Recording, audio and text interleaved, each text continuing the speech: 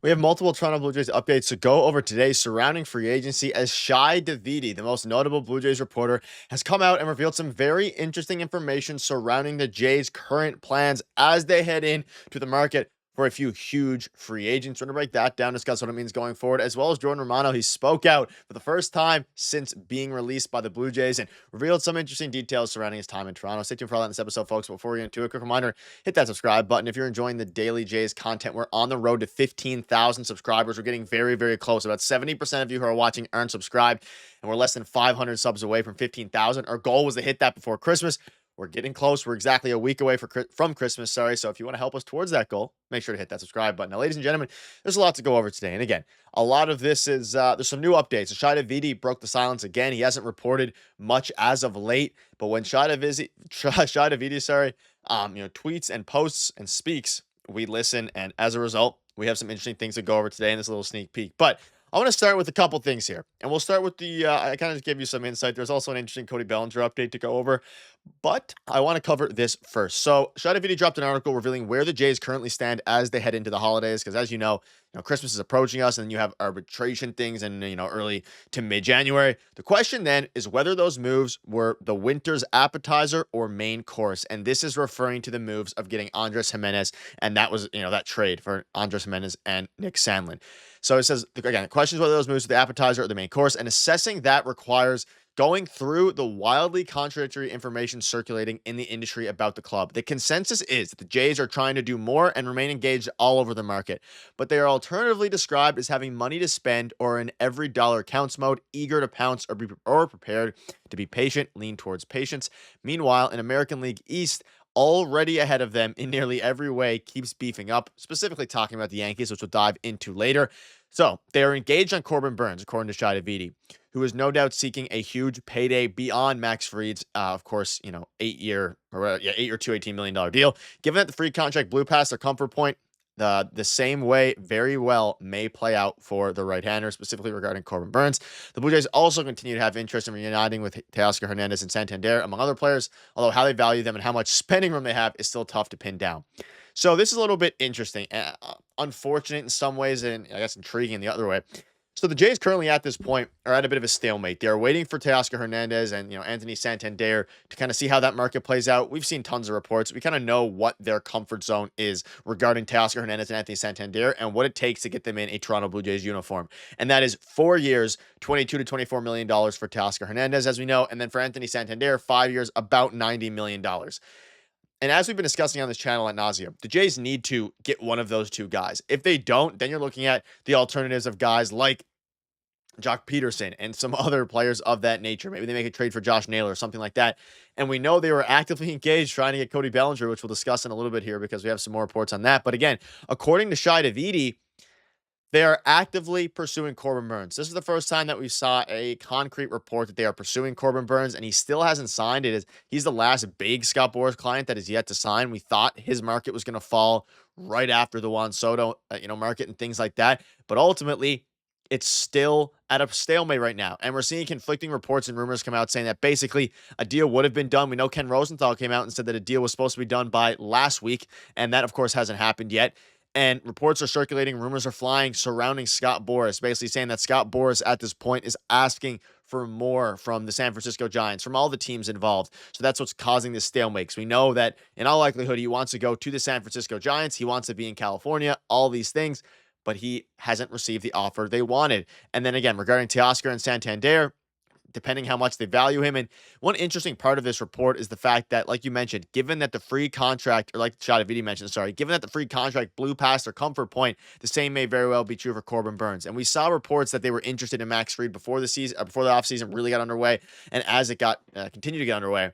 But it ended up being that the Jays never really made a competitive offer for Max Fried. They didn't think he was worth 8 years, $218. They didn't think he was worth even close to that. And as a result, they didn't get him in a deal. That's ultimately what happened, which I don't hate. I do think they still need to pivot and add some other players. And specifically, like I mentioned, Corbin Burnes here. And as you look at kind of their payroll and how they've managed over the past half decade, their specifics regarding how much they're giving contracts, how much, the AAV, the length, all these different things. You can see here their most significant transaction to date is the acquisition of Andres Gimenez. That's, of course, to date, meaning this offseason, three-time Gold Glove second base defenseman, or second baseman, sorry.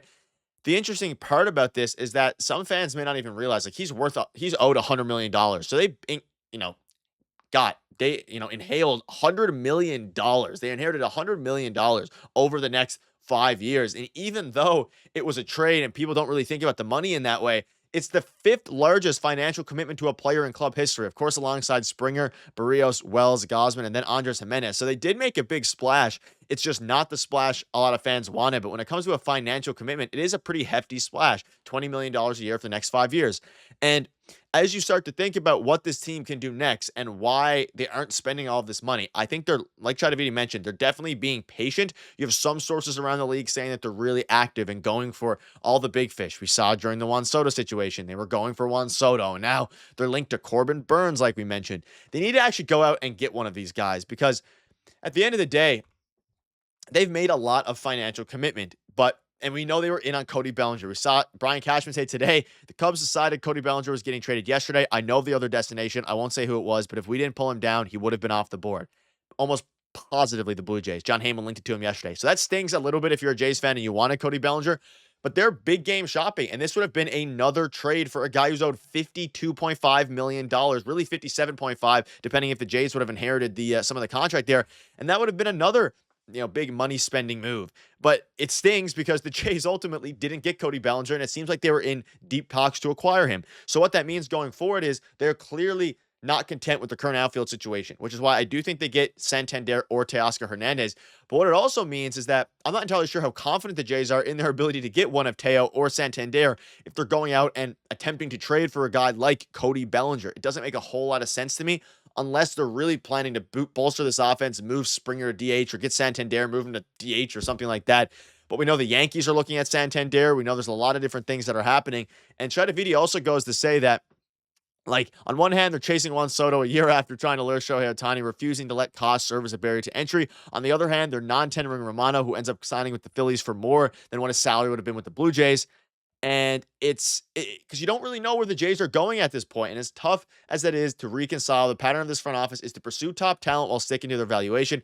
At times when they've needed to lunge to pull a deal across the finish line, Hyun-Jin Ryu, George Springer in particular, they have, since jumping early to sign Kendrys Morales at the beginning of 2016-17 offseason, they've generally opted to wait out such markets in search of the best deals, which is fine from a business perspective. But when you're a Jays team at this point that desperately needs top-end talent, and the way the MLB is going right now, you need to overspend. Every other team is overspending. The Mets jumped another 50 to 60 million in the last 24 hours of Juan Soto bidding. We've seen teams jump in their bidding for Blake Snell. We saw the Dodgers jump right away. We see other teams like Willie Adames is getting good deals. It's at the point now where, like Andrew Friedman of the Dodgers GM, president of baseball operations, said, if you stay passive and you don't really venture out from your valuations and you're always a little bit scared, you're always going to be third place in the race or second place. And guess what? The Jays were second place for Cody Bellinger. They were second place for Juan Soto. They were second place for Shohei Ohtani. And I'm sure as hell, if they miss out on Corbin Burns, they'll be second place for Corbin Burns. So they need to make a move, and it is an encouraging update. It seems like they are involved still in the big name players. It's not like Chadavidi's coming out and saying they're not involved.